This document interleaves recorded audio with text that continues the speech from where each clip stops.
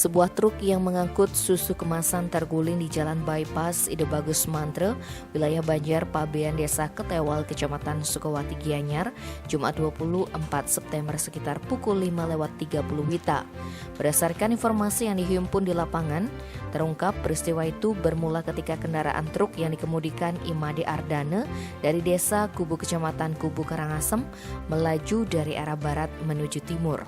Setibanya di TKP, diduga pengemudi tidak bisa menguasai kendaraannya sehingga pengemudi banting setir ke kiri.